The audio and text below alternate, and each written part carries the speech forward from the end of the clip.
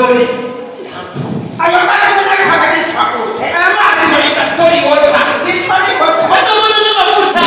Family carrot. Ayo mafuta hizi. Ayo kuna mambo sababu mase. Akubia. Unaanza. Na unaanza. Ako tuna nipe kula. Nipe kula.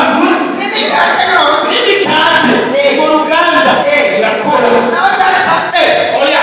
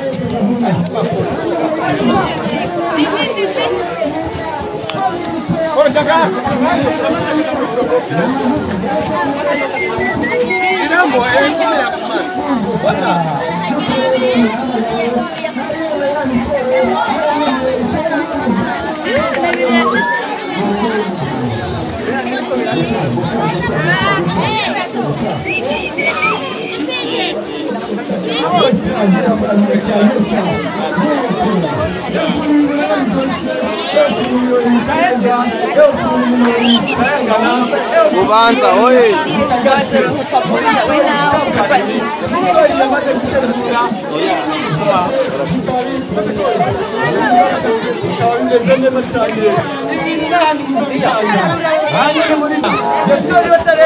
n'amazi meza cyane n'amazi asukuye uyanyoye ntuzasubira kandi kugira inyota eka hariyo n'amavuta amavuta bayita family care lotion rero n'amavuta asa neza amavuta yisize eka kabiri kawe gaca gasa neza ntibibagiye na ya tangawizi rero ni store tangawizi ikinyobwa kimeze neza cyane ukinyoye ukimera neza cyane ukitagata eka na ya mikate nayo nyene ntibibagiye abantu bakunda kayi rero abantu bakunda kayi bose murahamaga kugura ya mikate imeze neza cyane abakundi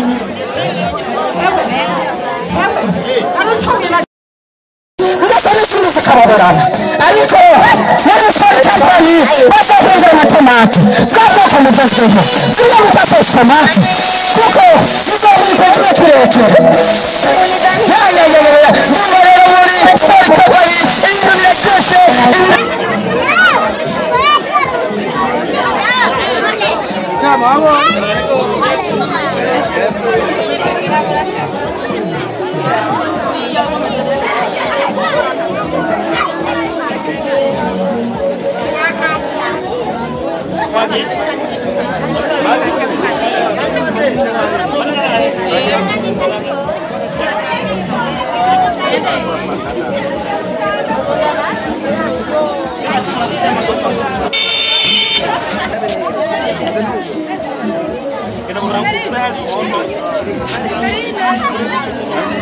Sandi nemo kiri kumwendukire nandi watu. Nana wahinge kandi. Wow pet. Wena nandi ba. Okay. Ngira mutare.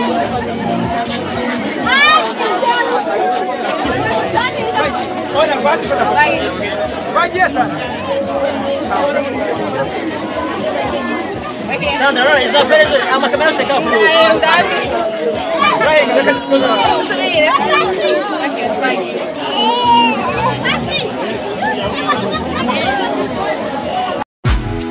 Waruye icyizere cyacu cyo kubaho muri 2025 umurundi wese afite icyizere cyo kubaho kigera ku myaka 65.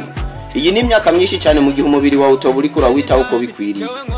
Twese dushobora kwemeranya tudakeka ku bwiza bw'umubiri w'umuntu bushingiye ku byo yihereza n'ibyo yisiga. Wowe ushobora kuba utabizi ariko jenza abahinga bashobora kubiguhereza. Ni Societe Story Company. Iyi ni kompanyi y'abaspecialiste mu gukora amavuta yo kwisiga akozwe mu ivoka yitwa Family Care Lotion, ama desinfectant, amaji bitwa Story Joyce akogwa mu mabungo, amatangawizi bita Story tangawizi, amazi bita Story water, amasabune yo kwiyoza no kumesa n'ibindi. Inyuma y'ivyo Story Company itanga ivyigwa ku bashaka kwiga imyuga yo gushona, kurima, korora kijambere, gukora ubuyi, gusuka, kwegeka, gukora ibirato, amasabune, kumwa, kuroba, gusudira n'iyindi myuga myinshi ijanye no gushigikira imbona kazoza y'igihugu cifashe mu 2040 giteye imbere mu 2060 kuko ivyo bahingura vyose bihingurwa mu mwimbu w'uburimyi urimwa ngaha mu Burundi. Reka babimenyereye baguhe produit uzoraga bagukomokako n'abazobakomokako. Societe Story Company ikorera mu gisagara ca Bujumbura muri komine Ntangwa zone Kamenge kwibarabara rya 6 imbere y'isoko shasha yo kwa Venera. Duhamagare kuri 66 majana 460 majana 839 cyangwa kuri 68 majana 758 majana 213 cyangwa twandikire kuri West3 akaburungu Story Company akaburungu.com. Wowe utubwira aho uherereye gusa produit zacu tukazigusanza aho uri hose. Ariko nivyashikaba basibazogwa inyuma say don't you worry now wundi yakwita juja zo kwita papa nivyakanya